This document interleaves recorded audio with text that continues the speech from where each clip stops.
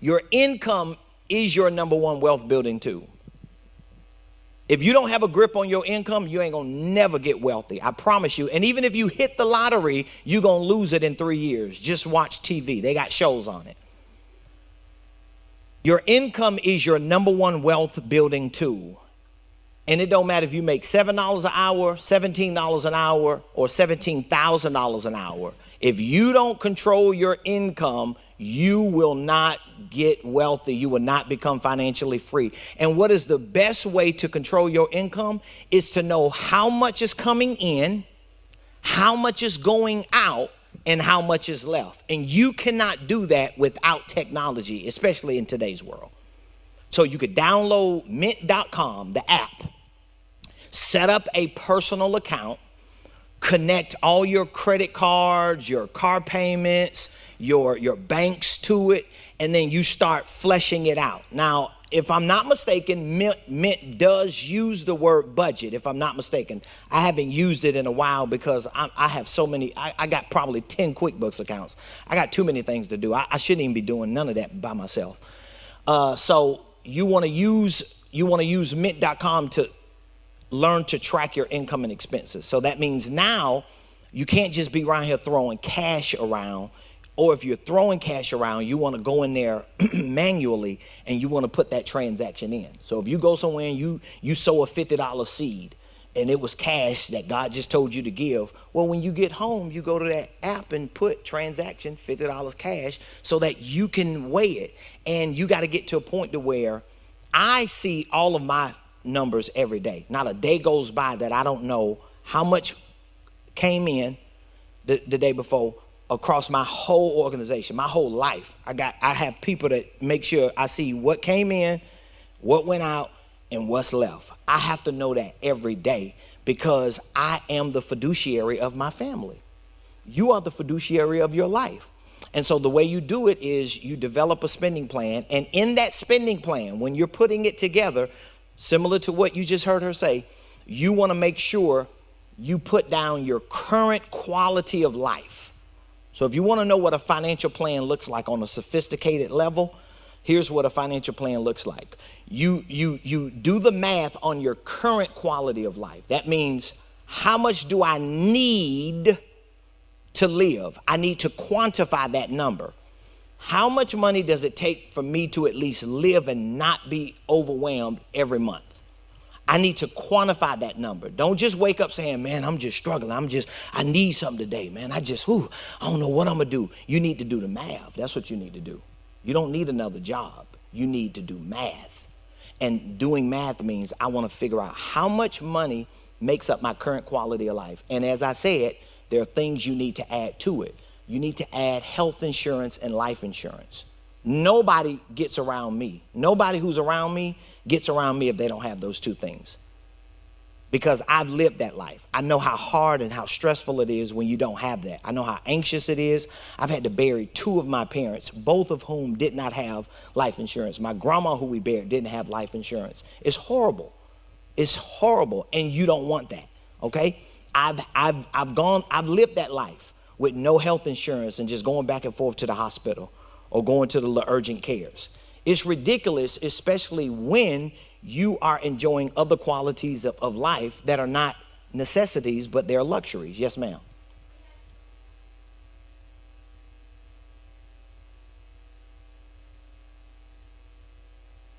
I'm going to show you some strategies on what you can do.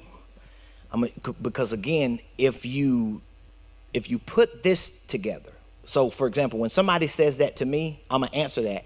But when somebody says that to me, especially if I'm sitting down with someone and they do not have a financial management app, they don't even know where their money is.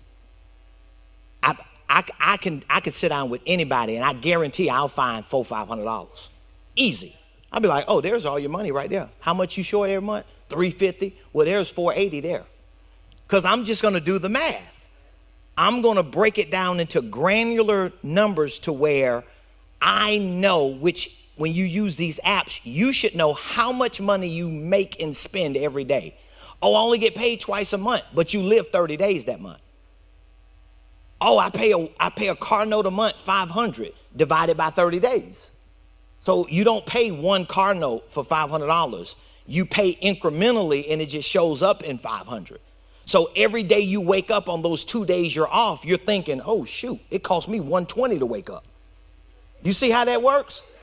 But you don't think of it like that. You just think, I got 2 free days off, or I'm off. I ain't working no more today. I don't go to work till tomorrow. Well, truth is, it costs you more money to not do nothing than to do everything.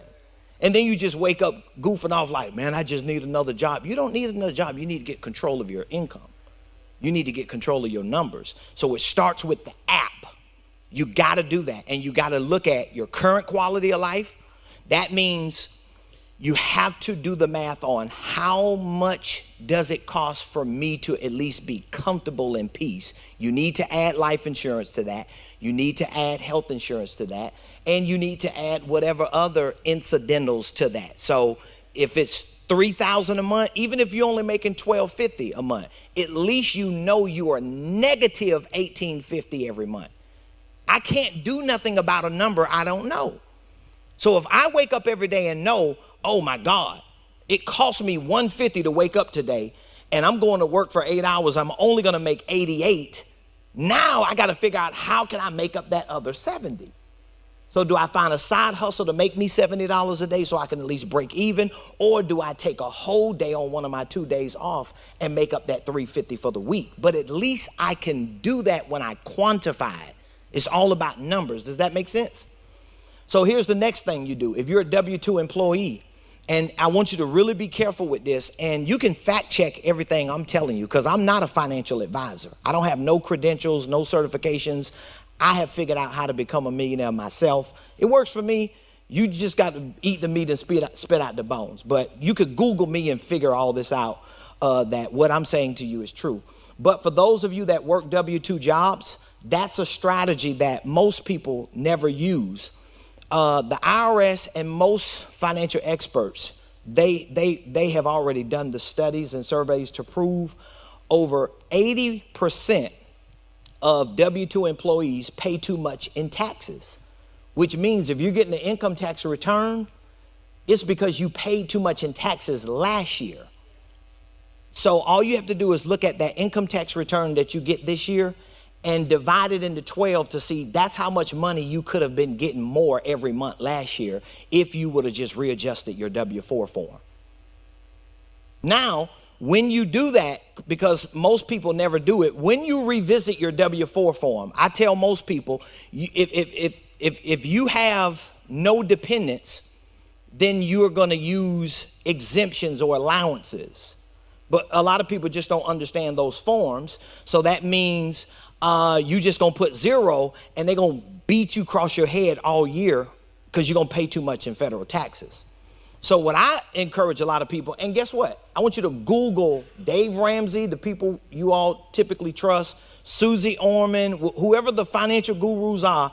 Make sure you go to YouTube or Google and put in financial guru or financial expert W-2, W-4 forms and see who comes up to tell you the same thing. Most of them are going to tell you, if you go back and revisit your W-4 form, you need to go up to at least 9. And you're thinking, I don't have 9 dependents. They're not dependents. These are allowances, because what you typically do is pair it with the 1099 or EIN. This is one of the reasons why people become network marketers.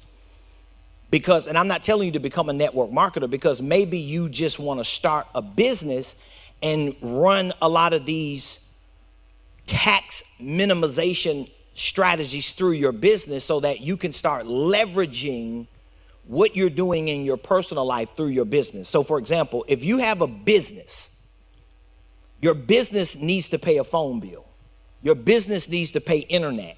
Your business needs an office. Your business needs gas. Your business can finance your dinners when you're taking your business partner out to dinner. So me and my wife, we eat out every day. I don't even cook, but we always talking about business though. You get what I mean? So if you're going to revisit your W-4 form, I just highly recommend that you make sure you pair it with a strategy. Why? Because if you went back to your HR department next week and said, oh, Prophet Ramon, Apostle Ramon told me to put 9. And then you put 9, and then the next pay period, you go from $580 a week to $760, and you like, oh, I just made $200 something more dollars every 2 weeks. Well, the thing of it is, next year when you do your taxes, if you cannot show that you have deductions to weigh against that, womp, womp, womp. So you can't be lazy with this. You have to be strategic. And unfortunately, ladies and gentlemen, everything I'm telling you, there are really no other ways around it. Unless you're going to just hope by the time you're 65 or 70, God figures it all out for you. But I know a whole lot of people who are in that age range and who just shouted their way and prophesied their way and churched their way to that place. And they're struggling right now because they've never done the math or the due diligence. So this is one strategy. If you are a W2 employee, this is one strategy that you can use. You can revisit your W4. I've worked with so many clients with this just recently, maybe within the last 3 or 4 months. It was like a big deal. I sat down with a couple. Both of them wanted to start a business, and they both worked W2 jobs. And so that was one of the first questions I asked my clients. So if you're a W2 employee, have you revisited your W4? They was like, huh? What you mean? I was like, wow. I said, well, here's what you need to do. You need to do this, that, and the other. And since you're starting a business, you need to start not only making sure you stay on top of your income, expenses, and cash flow in your personal, but you got to set up a QuickBooks account, because it's the same thing for those of you that are business owners. Set up a QuickBooks account so you can manage. Well, my business is not making money. I know, but your business has expenses. So you at least need to itemize your expenses so that when you do get around to doing your taxes next year, you might not be able to go to cuz and let them do it. You might have to pay a CPA $450 to do it, or $500, but that's the cost of being the boss. If you don't want to do the things I'm telling you to do, then it's just going to stay the way it is. If you want to get to the next level financially, you got to do what people who get to the next level financially do. And people like me make it real easy, because I knew none of this when I first started. I had to figure everything out without technology and systems and processes. And so once they did the math, they called me like within the next month. And literally both of them individually realized $1,200 a month back into their paycheck. Can you believe that? So $2,400 a month they got coming back into their paycheck from that one strategy.